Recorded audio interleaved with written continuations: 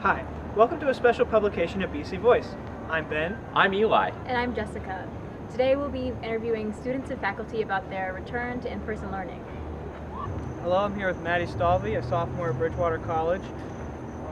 Were you here at Bridgewater last year or did you opt out? No, I actually opted out. I stayed back home in Delaware last year.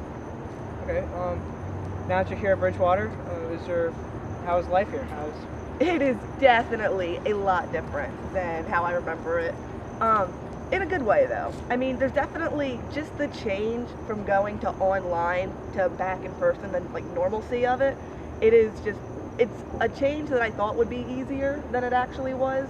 I mean, you figure, I don't know for everybody last year, but for me personally, counseling services or academic, counseling or any of that stuff is helpful.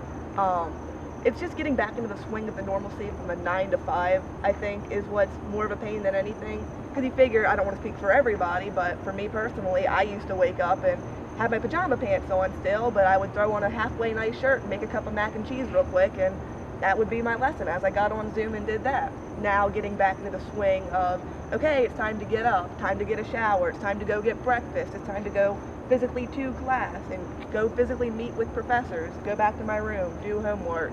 So getting back into the swing of like, I am a normal human being, this is what normal human beings do, is been a bit difficult, but like I said, there's plenty of resources that have been helpful, not only to me, but to, friends that I have on campus also, to help any way that they possibly can. Thank you for your time. No problem, thank you. I'm here with Beth Gaver, a junior here at Bridgewater College. Were you here on campus last year? I was. Okay, and how is life different than it is now? Last year it was definitely a lot more depressing and kind of sad on campus just because less students were on campus, less events were occurring, clubs weren't as active. But this year, because more students are on campus and we're having more events again, and clubs can actually do more things, It's definitely a lot more exciting and vibrant. What was the biggest thing that you missed? I was in BC Theater and we did a show last semester, Rumors, which was a comedy, and it was very strange from your typical sort of theater experience because we had to wear masks on stage at all times. There was no audience and the whole show was on Zoom, and that kind of made it difficult because it's harder to act when you can't show your whole face, and then you don't really get the audience response to the jokes and the humor, which definitely made it a little more difficult. I could see how that would be the case. Well, thank you for your time. It was a pleasure talking to you. Have a good one. Thank you, too. Hi, I'm here with Hannah Quinn, a junior at Bridgewater College. So were you here last semester or did you opt out? I opted out. And how has it been coming back to campus? It's been a really good adjustment.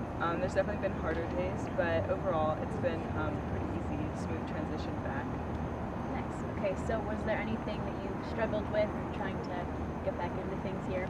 I think academically I struggled a little bit just because I think teachers gave us a lot of slack last year and they really went easy, but overall it hasn't been so bad. Are you involved with any clubs and organizations on campus?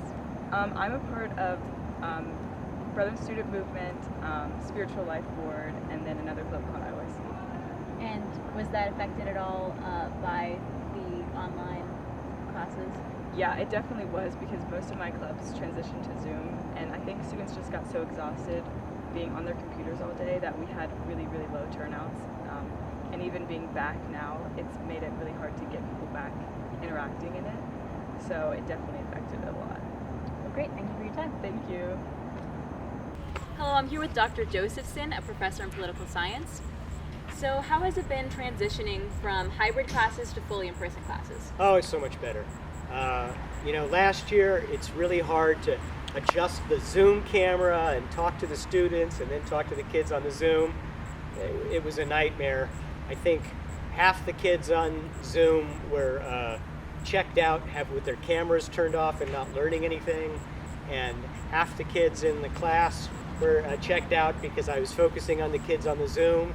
I think it's much better to be back together again. So have you noticed if there are any struggles that students are having transitioning back in? I think everybody's out of practice in being a student. I think during the COVID times, standards for workload, the quality of student work, and the level of student engagement sort of all were allowed to go down.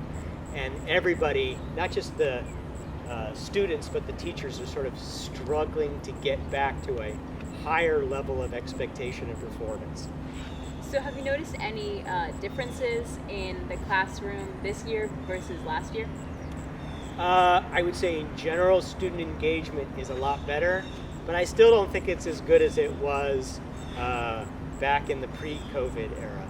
Like, we had a class yesterday where we went and we built this reflection path trail. You should go see it. It's in the woods across from the Funkhauser Center on the other side of Dinkle. And we got to like engage and talk without having masks on. And it's just so much of a better experience, right? Yeah. Because you can read facial cues and people become really real people. Like, I thought I knew you with a mask on, and I didn't. You're a different person without a mask on. I think we really need that. So as soon as we can get back to that world, the better. So hopefully next year, everybody can get vaccinated. Maybe the COVID will finally go away enough to have things really go back to the before times. Well, great. Thank you for your time. My pleasure. Thank you for watching the special publication of BC Voice. For more content, go to bcvoice.org. Once again, I'm Ben. I'm Eli. And I'm Jessica, bringing you All the news, all the time.